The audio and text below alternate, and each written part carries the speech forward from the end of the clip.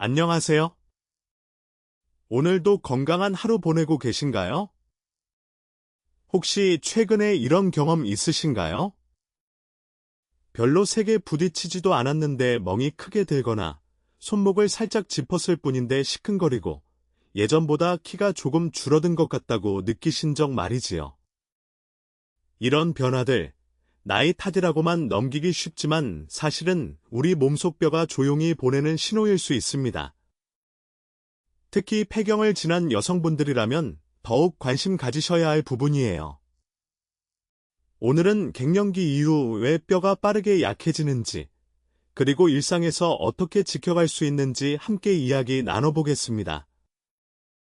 먼저 첫 번째로 알아두실 점은 여성 호르몬인 에스트로겐이 우리 뼈를 지키는 아주 중요한 역할을 한다는 사실입니다. 뼈는 겉보기에 단단해 보여도 사실은 매일매일 조금씩 낡은 부분이 빠지고 새 뼈가 채워지는 과정을 반복하고 있어요.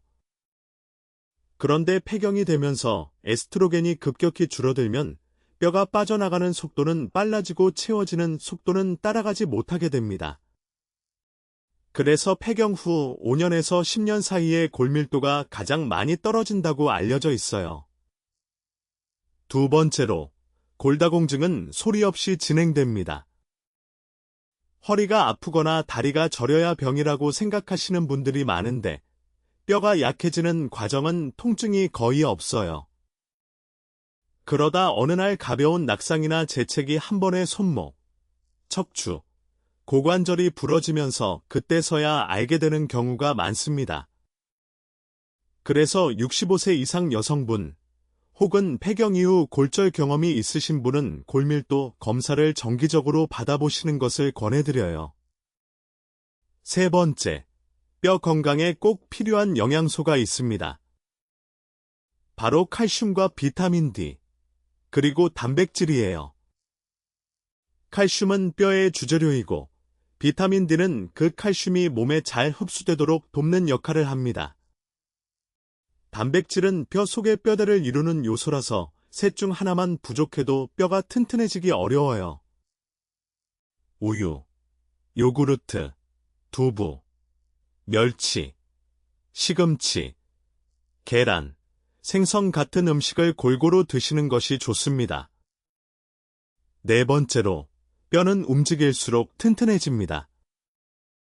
뼈에 적당한 자극이 가해져야 뼈세포가 활발하게 일하거든요. 하루 30분 정도 햇볕을 쬐면서 걷기, 가벼운 아령 들기, 계단 오르기 같은 체중이 실리는 운동이 특히 좋습니다. 반대로 오래 앉아만 계시면 뼈도 근육도 함께 약해지니 1시간에 한 번씩은 꼭 일어나 움직여주세요. 다섯 번째, 넘어지지 않는 환경도 아주 중요합니다. 아무리 뼈를 튼튼히 해도 낙상 한 번에 큰일이 생길 수 있으니까요.